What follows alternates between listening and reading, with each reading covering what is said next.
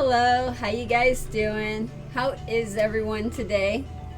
I hope everything's working today, unlike last Thursday, where we had some troubleshooting problems.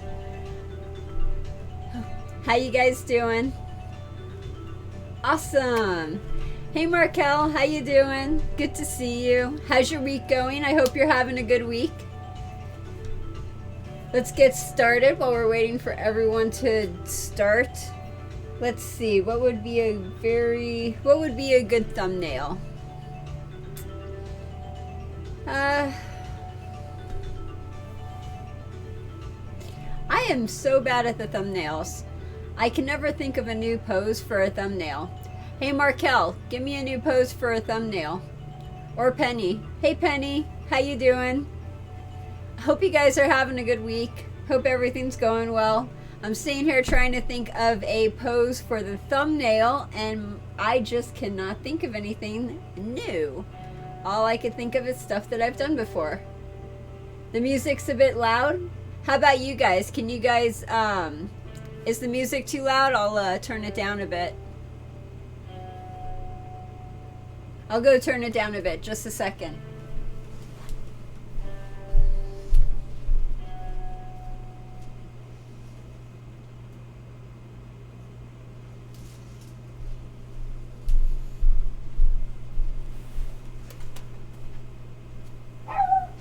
Okay, awesome. Hey Jimmy on Twitch, how you doing? Oh, I don't think he heard me. I think there's an ad going on right now on Twitch.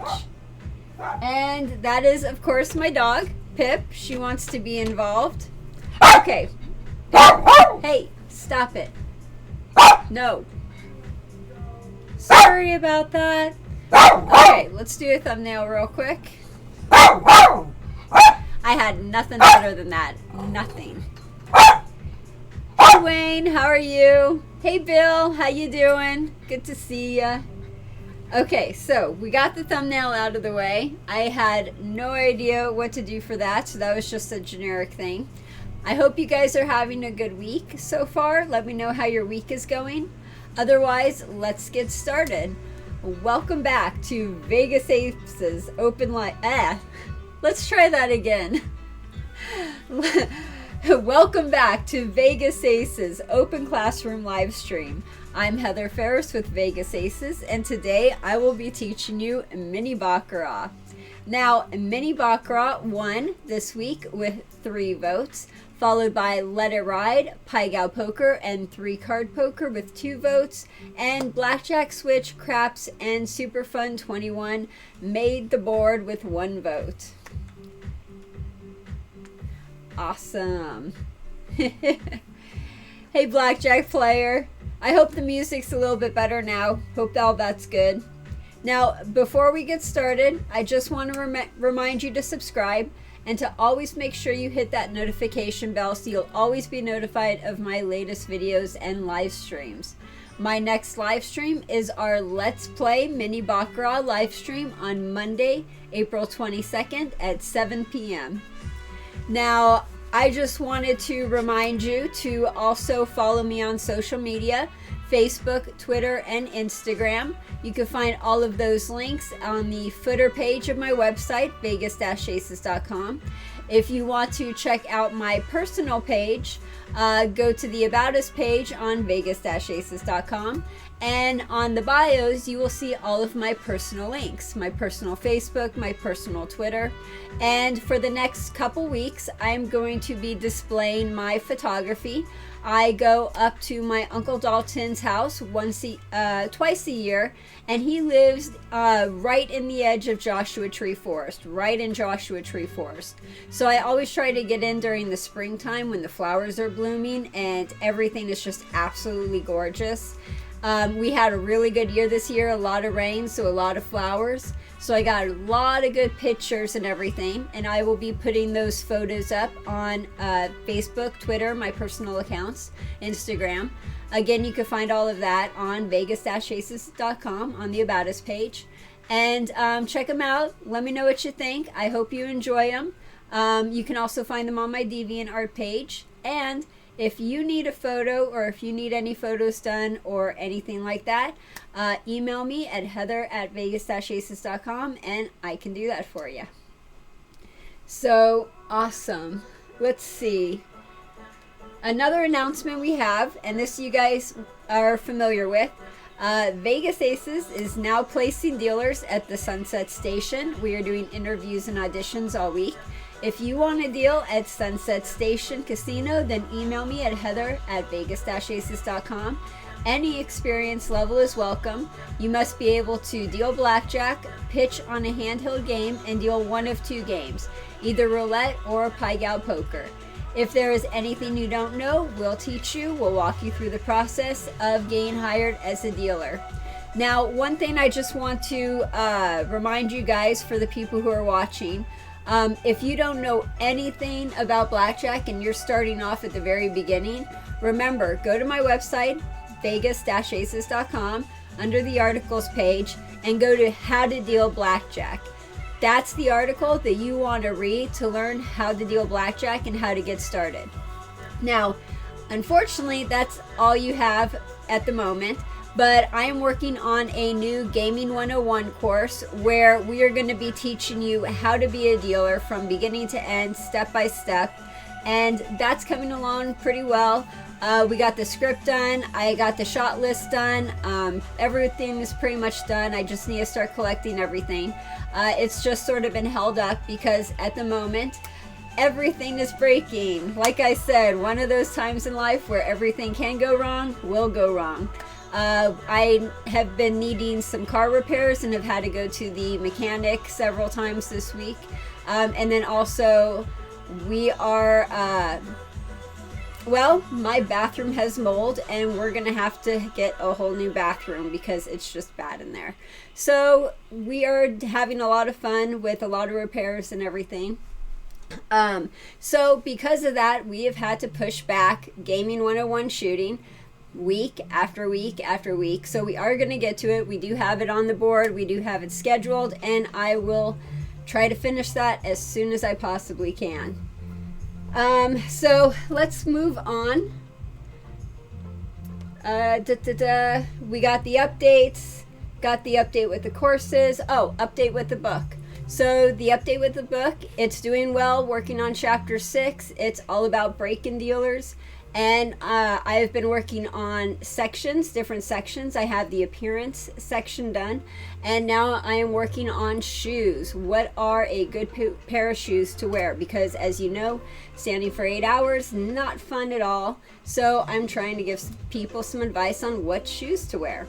So that's how the book is coming. That's how all of the updates for that.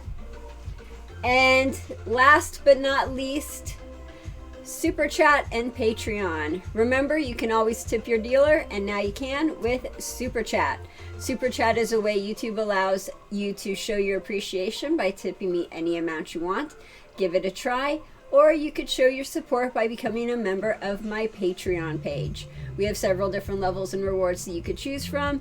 Any level counts, even $1, so become a Patreon member today. Okay, let's get started. We got all of that done and taken care of and out of the way. Are you guys ready to learn Mini-Baccarat? Yeah. Okay, let's see if you guys are saying anything in the chat real quick. Jimmy on Twitch. Awesome. I'm glad you're doing good. I've been okay. Things have been better. So, doing good. Wayne. Hi. Hey, how you doing? Party on. Love it. Hey, Blackjack Player. I'm glad you're having a good week, Penny. Awesome. And cool. I think we got everybody in the chat. Very, very cool. So let's get started. I will go off. We'll do different sections. As I talk about the section, let me know if you have any questions. And then after I'm done talking about that section, I will go over and I will answer your questions. Okay. Mini-Baccarat. Mini-Baccarat is an awesome game. I love this game. This game has been around for a pretty long time. It has been all over the world. It has been under different names too, not just Mini-Baccarat. There's been other names for it. For example, one other name that has been for it is Punto Banco. And Punto Banco is a version of Baccarat, Mini-Baccarat, that is played in the United States, Canada, the United Kingdom, Australia, and Macau. So Punto means player and Banco means banker. That's one example of a version of Mini-Baccarat that, say, has a different name. Some other versions of Mini-Baccarat that has a different name is Mini-Baccarat, Mini-Baccarat, and Big Baccarat. Now, Mini-Baccarat has an N in it, and Mini-Baccarat has a D in it. And then Big Baccarat, of course, easy. So what's the difference between all three games? Well, Mini-Baccarat is played on a table similar to a blackjack table. The dealer's the one that deals out the cards. The dealer's the one that handles the cards. And the players are not allowed to touch the cards. If you go on a Big Baccarat game, it is a large table, very similar to a craps table, and you'll have 3 dealers dealing on that game. On a Big Baccarat table, they actually use really big paddles to move either the chips around or to move the shoe or the cards or something like that. Another thing that they do on Big Baccarat is the players are allowed to touch the cards. They can touch the cards, they could take out the cards, they could decide when to hit, they could decide when to stay. And because the players are allowed to, excuse me, excuse me, I need water.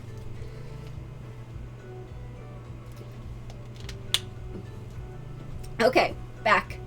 Because the players are allowed to touch the cards can only be used once. So they're usually thrown away after that. What am I forgetting? I think that is all for Big Baccarat. And then what Mini-Baccarat is Mini-Baccarat is a combination between the two. So, for example, it's played on a game similar to a blackjack game. However, the table is just slightly bigger. The players are allowed to touch the cards, and they're the ones that take the cards out. And also, in Mini-Baccarat, you only have 1 dealer dealing the game instead of 3 dealers dealing the game. So that's the difference between Mini, and Big. If you have any questions, let me know in the comments. Let me check out your comments real quick, see what you guys are saying. Hey Udo, how you doing? Good to see you. Hey Udo, how you been? I haven't talked to you in a while. Missed ya. Udo's cool. Udo's been one of my favorite fans for many years. Okay. So you guys don't have any questions. You guys are pretty good in the chat. So let us continue. Now, we talked about the different varieties of Mini-Baccarat. Let's talk about the object of the game. What's the object of the game? Well, you have 2 different sections, player and banker, and whatever section is highest to 9 wins. Now, the player doesn't necessarily mean that this is for the players. And the banker doesn't necessarily mean that that's for the dealer. The banker and the player are just words to indicate which spot is which. That way we know which spot, which betting wager the player is betting on. So it doesn't actually mean player or banker, it's just what this section is called, what you're actually betting on is called. And like I said, object of the game, you're betting on which section, which one of these sides is going to get higher to 9. And 9 is the highest you could get. Okay, so let's see what you guys are saying in the chat. Hey, Smutty Nose on Twitch. New here, would like to learn Mini-Baccarat. Awesome. If you have any questions, let me know. I'm here to answer. I am here for you. And just ask away. So far, you haven't really missed too much. We just started. You just missed the different versions of Mini-Baccarat and the object of the game, which I will go over real quick. Object of the game, you're betting on which side is going to get higher to 9. Quick version.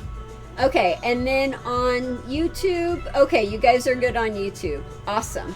So let's continue. So the house edge on this game depends on what you're betting. You have the player, the banker, and the tie. So the player is 1.36%. The banker is 1.17%, and the tie is 14.12%. Now, what does the house edge mean? The house edge is how much money the casino is going to win while you're playing per hand.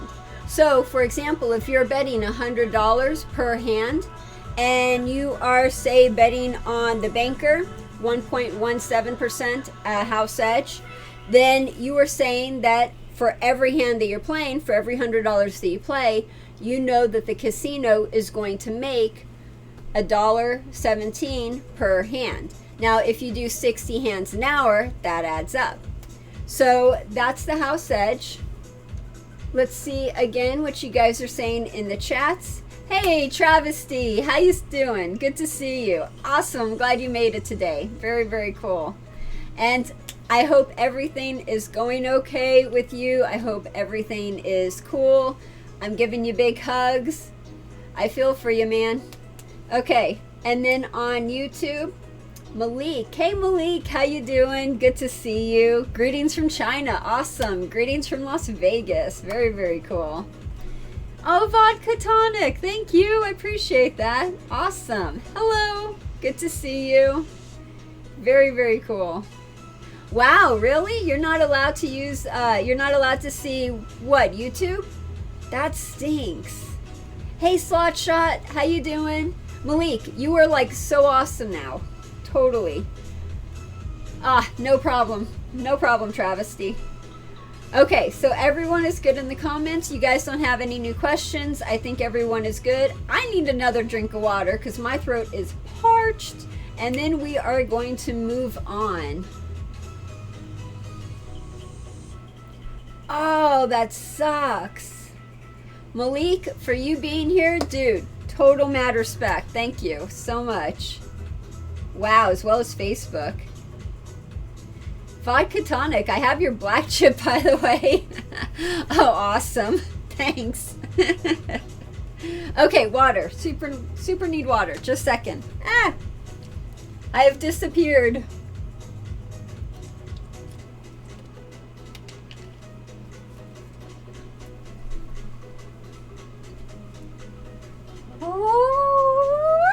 Okay, I think next time I have to go lower. I think you saw my head on that one. Okay, so let us continue. You guys are good in the chat. Everyone is cool. No questions. So next on the list. Now this is the fun part.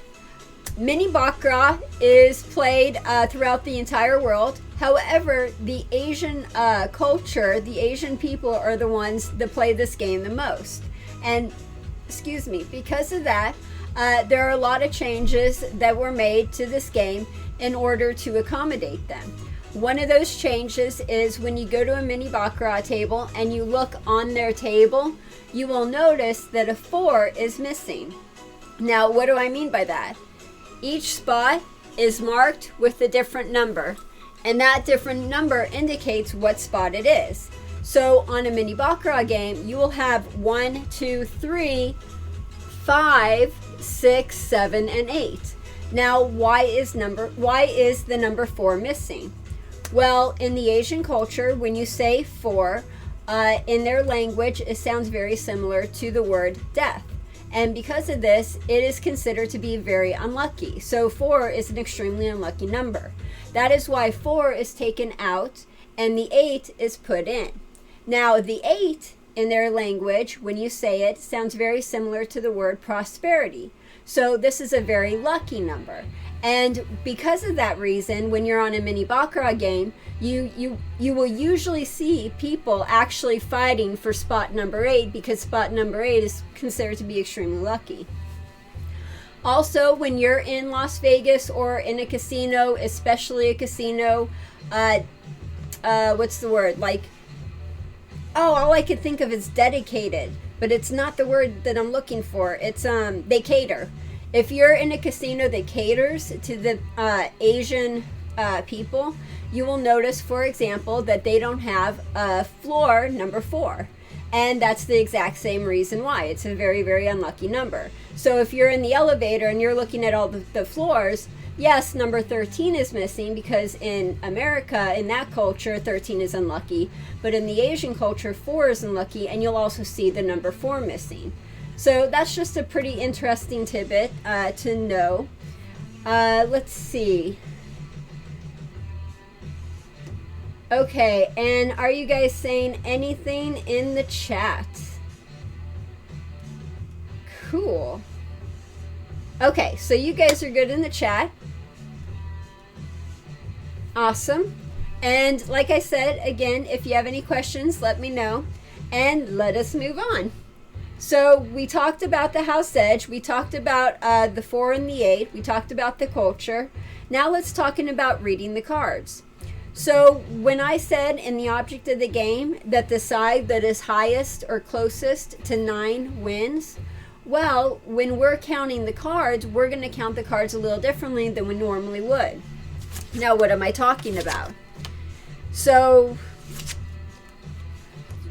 well, that's not really a good example. Let's get a better example out here. Okay, here, this is a good example. Okay, so the player will get 2 cards and the banker will get 2 cards as well. When we're looking at those 2 cards, we're going to count them up a little bit differently. Now, how are we going to do that? Well, right here you could see that we have a 10 and we have a 6. So on blackjack, a 10 and a 6 would be 16. Well, we don't look at it as 16 on Mini-Baccarat. And the reason why is because in Mini-Baccarat, there is no 10's place value. So if you have anything over 10, then what you're going to do is you're going to take anything in that 10's place value and you're going to cut it.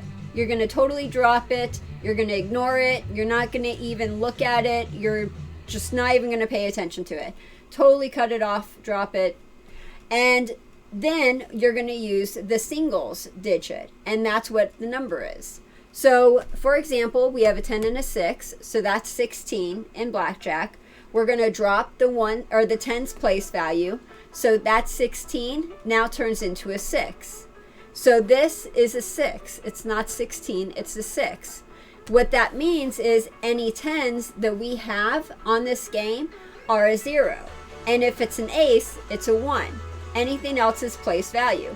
So if we have a 10 value card, again, one more time, a 10 value card is a 0. So if we look at this, we have a 0 and we have a 6. So that's why we have a 6. So that is how you read the cards. If you have, for example, a 26 and a 16 are exactly the same as a 6 because you drop that 10's place value. Let's see what you guys are saying in the chats. Let's see if you guys have any questions real quick.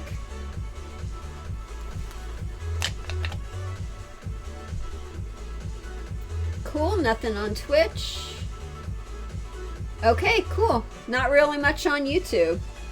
Slot Shot, like I said, if you have any questions, let me know. I'll be happy to answer them. So we talked about reading the cards and adding the cards for the total value. Now let's talk about the third card roll, what we actually do when we're taking out the cards. Now, before we do that, there's one thing that I forgot to mention, and that is placing a bet. So there are 3 spots that you could place. You could place the player, you could place the banker, and you could place the tie. Again, like I said, the house edge for the player is 1.36%, house edge for the banker is 1.17%, and the house edge for the tie is 14.12%. Now you could actually bet all 3 at once, and that is totally acceptable, completely acceptable. Not exactly a good idea. It's like going to roulette and playing like red, black. It's not a good idea. But the good thing about Mini-Baccarat is, unlike roulette, if you get a tie, then you don't lose your money. If you're on roulette and you do the red, black, and a 0 or double 0 hits, you lose your money. So Mini-Baccarat is a little bit better with that. If you play player and banker at the same time, Again, not a good idea. Reason why, too, player, you get paid even money, but banker has to pay a commission. So you will always lose money if you do that. I have actually seen people go up to the table and play both player and banker at the same time. You can do it, it's just not advisable. So you would go up to the table, you would put your money on either player or banker, and then if you want to do a tie, you could do a tie. And you could do both at the same time. If you want to do just a tie and nothing else, you could do that. If you want to do player, nothing else, you could do that. And if you want to do just a banker, you could do that as well. So that's for the betting, actually putting the money up there and wagering. And once you put the money up there, that's when the player is going to draw out the cards and we're going to figure out who won and who lost. Let's see what you guys are saying in the chat. Okay, cool. Not very much chat activity. Awesome.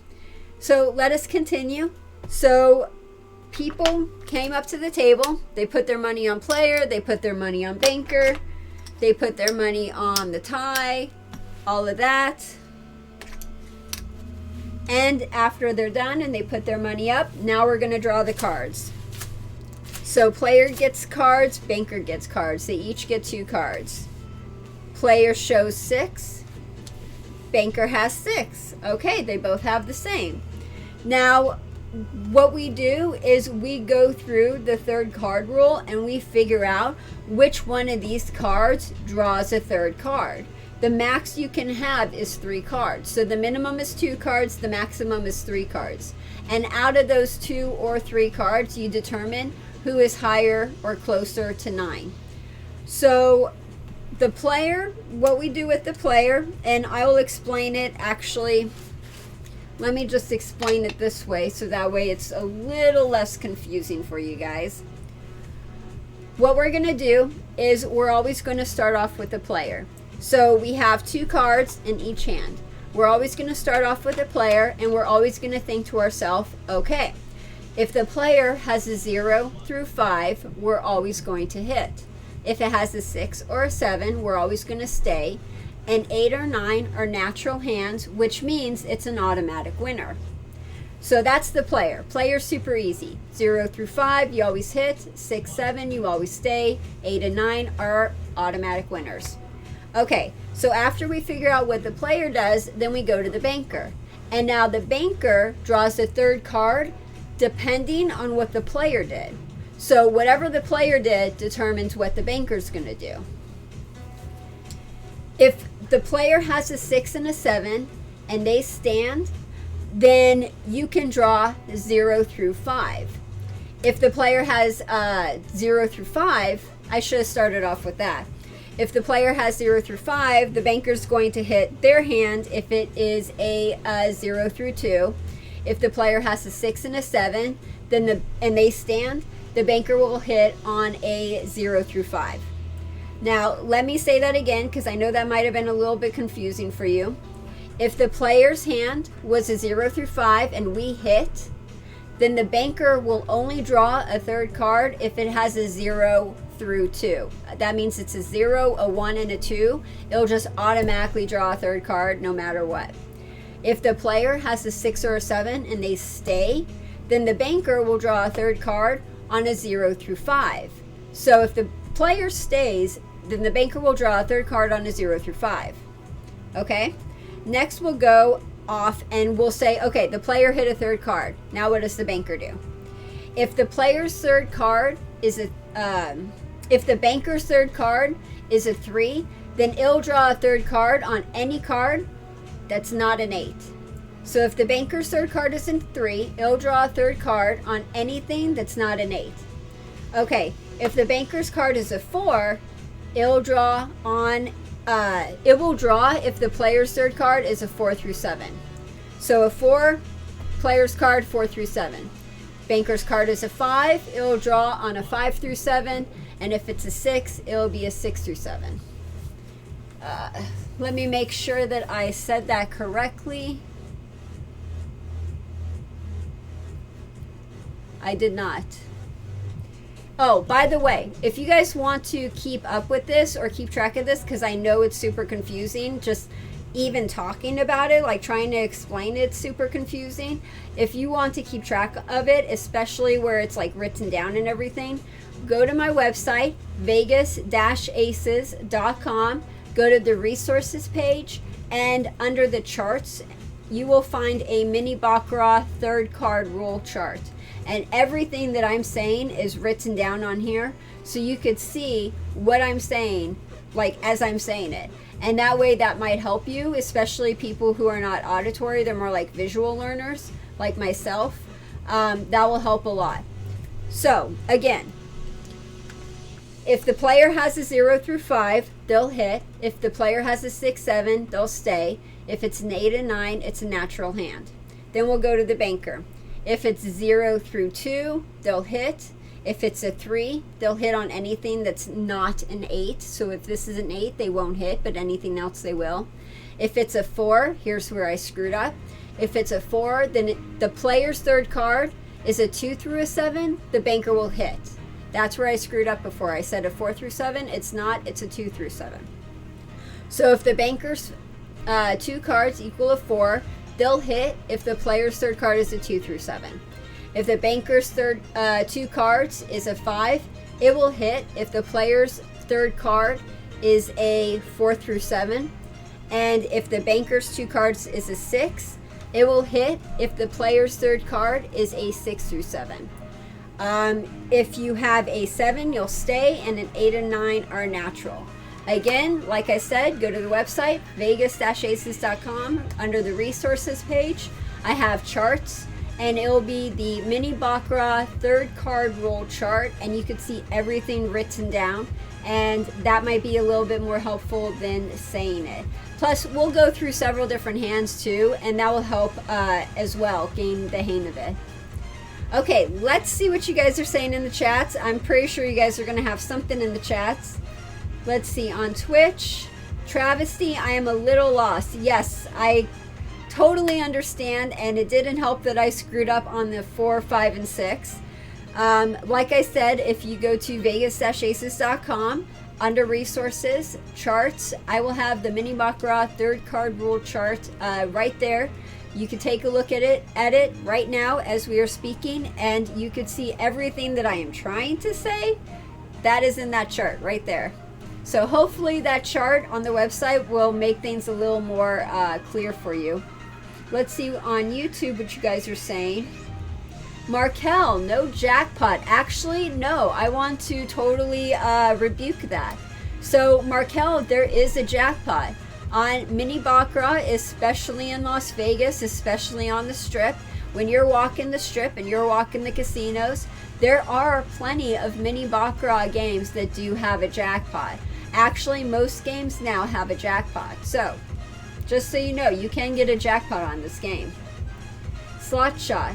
So the object is for either the banker or the player to hit as near to 9 or over a max of 3 cards. Almost, you're half right. So slot shot, yes, you're absolutely right. The object is for either the banker or the player to hit as near to 9 as possible. And then that's just the end of it. But they get to 9 either using 2 or 3 cards. It doesn't have to be max 3 cards. It doesn't have to be anything like that. It's just 2 or 3 cards. But the most they could do is 3 cards. So they can't do any more cards than the 4. So if that's what you meant when you said max 3 cards, then you're right. Otherwise, the number of cards doesn't really matter to who wins. It just matters whether they're closest to 9 or not. So I hope that answers your question. Let's see what you guys are saying. And yes, Malik, exactly. The drawing rules are fixed, so the dealer has no choice in what they have to do. They have to do the same thing over and over, no matter what.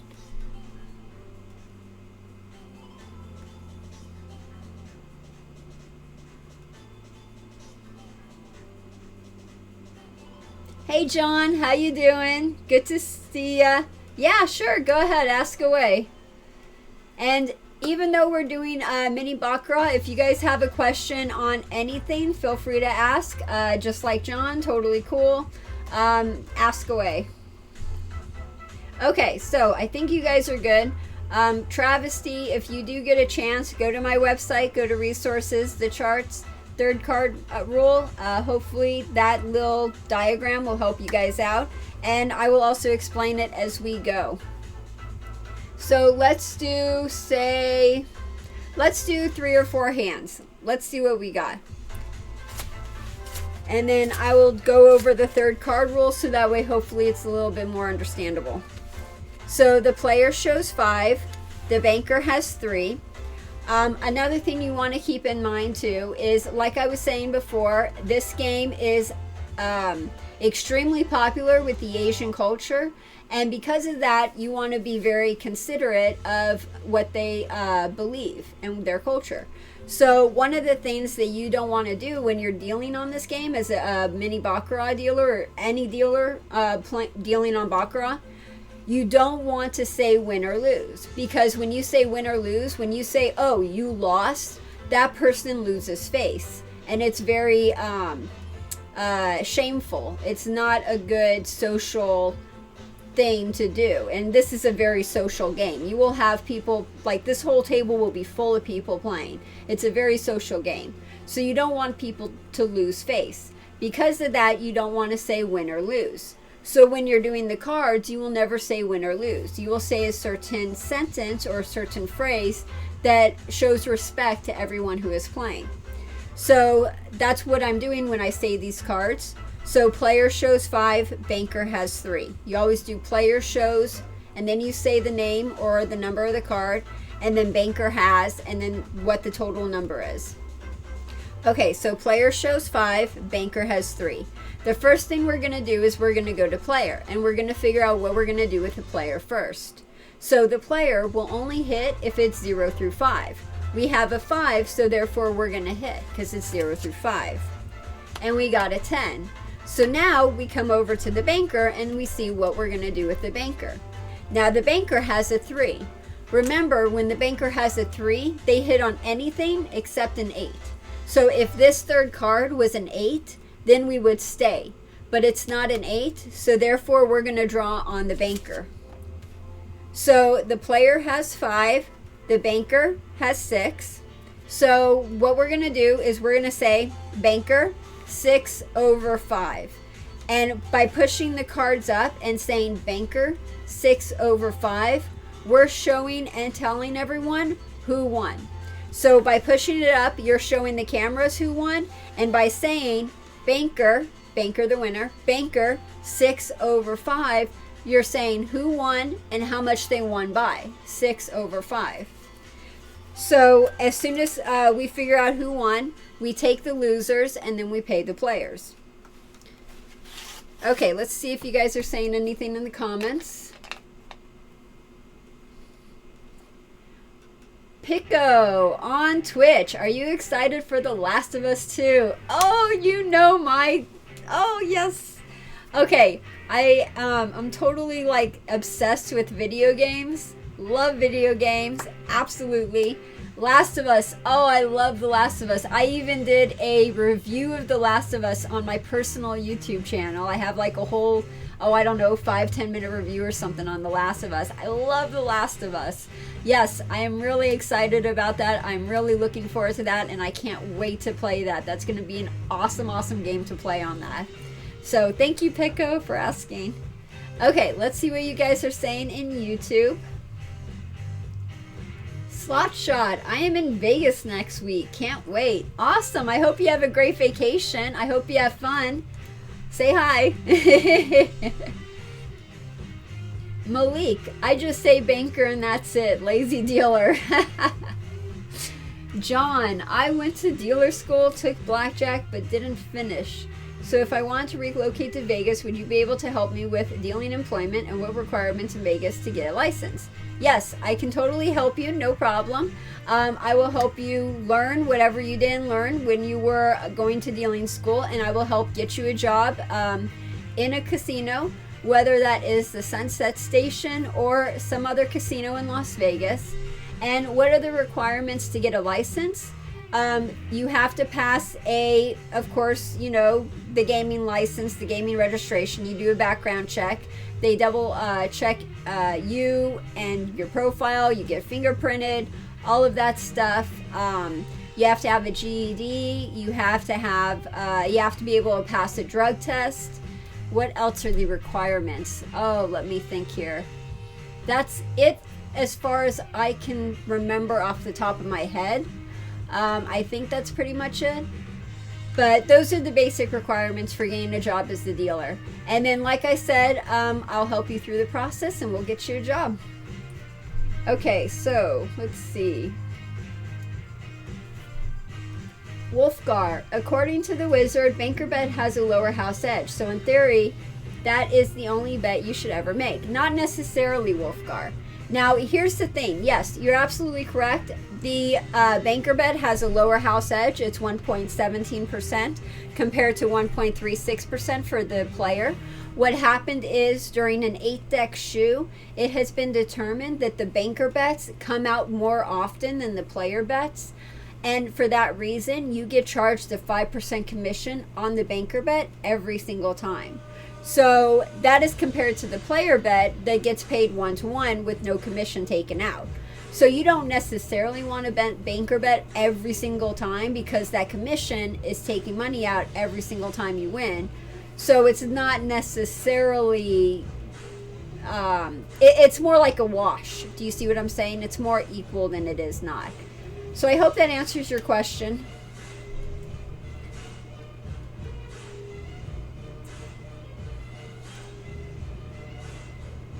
Malik, I see some tables have a plastic plate printed. I have no idea what that is. I cannot even speak Chinese. Or Mandarin, or whatever language that is in. Japanese? I don't know. I have no idea. I'm sorry. Slot shot. What are the payouts for this game? Slot shot. If player wins, you get paid even money. If banker wins, you get paid even money minus a 5% commission. So you have to pay a 5% commission if you win on the banker bet. And then the tie is either 9-4-1 or 8-2-1, depending on the table you're at. Now, 9-4-1 is exactly the same thing as 8-2-1. And let me show you real quick. Let me give you a demonstration of that. So if you have one chip, and here are 9 chips, and there you go. Okay, so 9, here are 9 chips.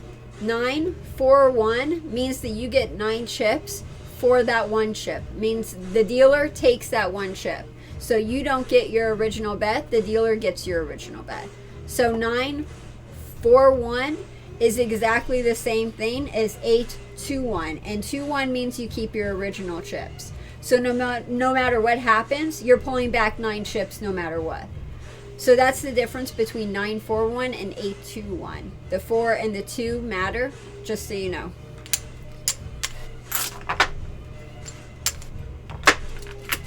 Okay, what else are you guys saying?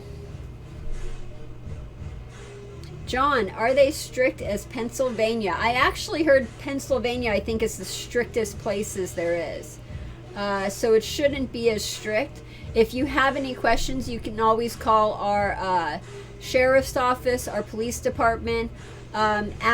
Also, another thing you could do is any of the casinos that you want to work at, call their HR department, Human Resources Department, and all 3 of those places will answer any questions you have about the Las Vegas, Nevada Gaming Control Board and the requirements that we do to get you into the system for the license.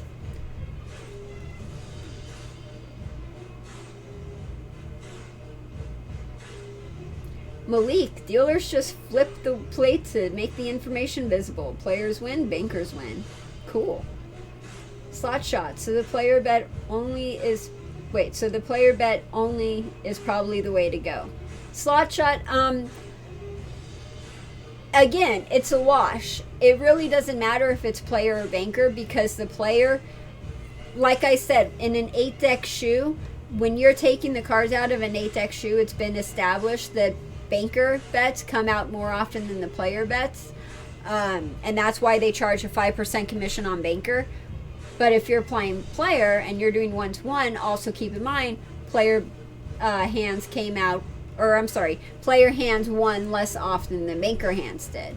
So it's a wash. It really is a wash. There's no right way to go is what I'm trying to say.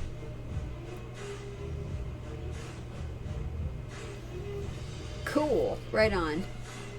Okay, so I got everyone answered in the chat. I think we got everyone taken care of. So we talked about the take and pay procedure. We talked about the third card rule. We talked about 9-4-1 versus 8-to-1. I think the last thing that we didn't talk about is commission. So I said that the commission on the banker is 5%. Well, what does that mean? Well, 5% is for every $5 chip, the commission is 25 cents. If it's a $25 chip, the commission is $1.25. And if it's a $100 chip, the commission is $5. Now, on Mini-Baccarat, there's something called breakage. And breakage applies usually during commission. So, for example, what am I talking about? Let's say you have a banker bet and you want, for example, I don't know why, but you think 14, there we go. You think 14 is a lucky number and you want to bet 14 on the banker. Well, when you get charged commission, you're going to get charged commission for $15, even though you only have 14 on there. Same thing as if you had an $11 bet. If you have an $11 bet, you're going to be charged $15 commission versus $10 commission. So a $10 commission is 50 cents. A $15 commission is 75 cents. So you're going to be charged more for that extra dollar, and that's what breakage is. Breakage is when the casino rounds up or down in the casino's favor. So that happens on here. So when you are playing on this game, it's always good to bet in increments of $5. And if you have any extra dollar chips that you want to play, go ahead and toss them in the tie area, because that is a much better area for your dollars. Either that or use the dollars to pay off your commission. Now, the other thing with commission is, depending on what casino you're at, they could handle commission several different ways. One of the ways is they could take the commission directly out of the bet. So if you had a $20 banker bet and you won, that $20, the commission on the $20 is $1. Now what they would do is they would pay you 15, 16, 17, 18, and 19, and they would give you that $19. So they would take the dollar out of your winnings. That way the casino is automatically paid. However, the downside with doing this is it takes longer for you to pay out the bets. And that's really not good, especially when you're worried about hands per hour.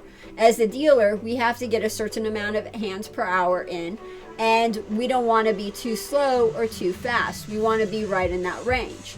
So paying the bets with the commission taken out will make your hands per hour, will make you go slower, meaning you'll have less hands per hour. So that is one way that casinos handle commission. And again, it really just depends on the casino. Every casino is different. Another way the casinos handle the commission is if you had a $20 banker bet, then what they would do is they'd say, okay, you are spot number, let's make him number 3. You are spot number 3. So I'm going to put a commission, the dollar commission, on my spot number 3 box. And then on the next hand, you win again, I'll put another commission on the spot number 3. So every time you play and every time you win, the commission in your little box goes up. And then by the time the shoe is over, or when you want to get up and move to a different table, when you want to leave the table, before you leave, what you have to do is you have to pay your commission. So you're like, okay, sir, you have an $8 commission. You need to pay that $8 commission before you leave the game, or when the shoe is done and over with and we're about to shuffle. So that's one of two ways that they can handle commission. Also, it depends on what game you're at too. So this is just a normal Baccarat game, mini Baccarat game. If you walk the Las Vegas Strip, you will notice that we have so many different Baccarat games out there. We have no commission Baccarat games. We have Emperor's Challenge Baccarat games. There's so many games to choose from, and each one has different rules and different ways of doing things. So there are some games where they just don't charge commission. So it really just depends what game you're sitting at and what you're playing. Okay, let's see what you guys are saying in the chats. Nothing on Twitch, nothing new on Twitch. So what about YouTube? What are we saying in YouTube? Ha! John, what happened to the braids? Love that look.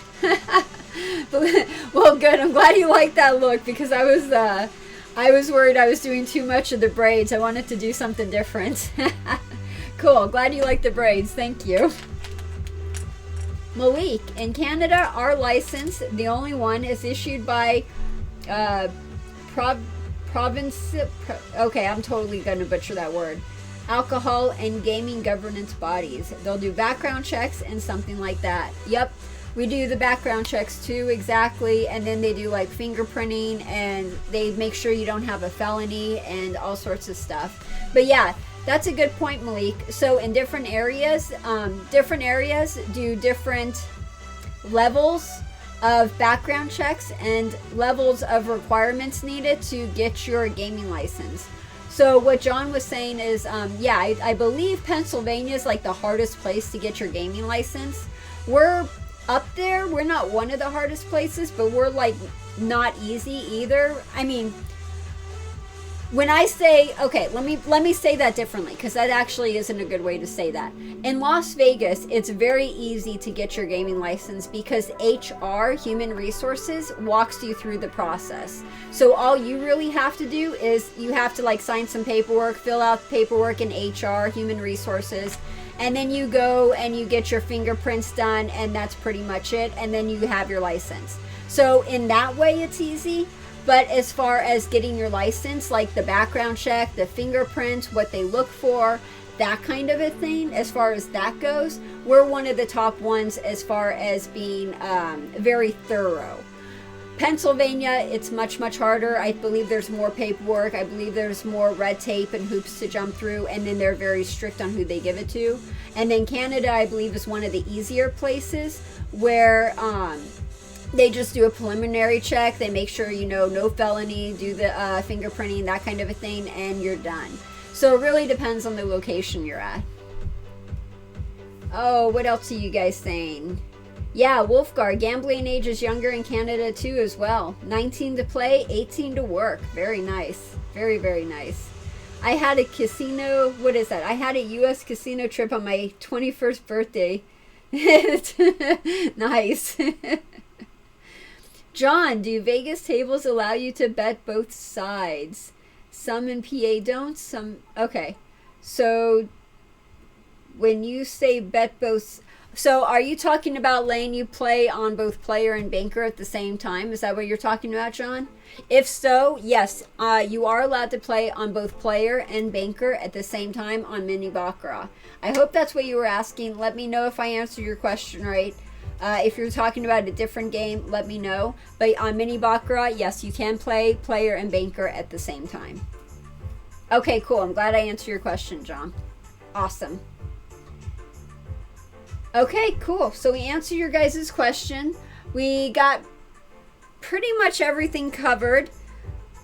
I believe we got everything covered. Oh, there is one last thing that I want to talk about real quick before we go. And this is a good point in this discussion. This is the last thing I'm going to be talking about. After I'm talking about this, I'm going to answer your questions, and then we're going to end it for the day. So if you have any questions or if you want to talk about anything else, now is the time to do it. If you do it any later, I might miss it and I might not be able to answer it. So if you have a question, ask it now. It doesn't have to be about Mini-Baccarat. It could be about anything you want, or Mini-Baccarat, whatever. And let me go over this real quick so that way I give you guys some time to ask your questions. So one of the things as a dealer, when you're on this table, One of the things that I want to point out is when you burn a card, it's going to be way different than if you were on blackjack. If you are on blackjack and you want to burn a card, you take one card out and you put it in the discard rack and you're done. That's it. You're over with. That's all you have to do on blackjack to burn a card. Now, on Mini-Baccarat, it's a little different. You take the burn card, you flip it up. Jack's not a good one. Let's do a different one. Let's do, this one's a good one. Okay, so the first card comes out, and instead of burning the card, what you're going to do with the burn card is you're going to flip it up, and it's a 5. So whatever number is on this card is what you're going to burn. So we have a 5, so we're going to do 1, 2, 3, 4, 5. So we do 5 cards because that's what number is on the card. And then we're going to burn these cards. And that is how you burn a card in Mini-Baccarat. So if we had the jack, for example, like what we had the first time, 10, jack, queen, king, you're going to burn 10 cards. So 1, 2, 3, 4, 5, 6, 7, 8, 9, and 10. So you're going to burn 10 cards. And then put it in the discard rack.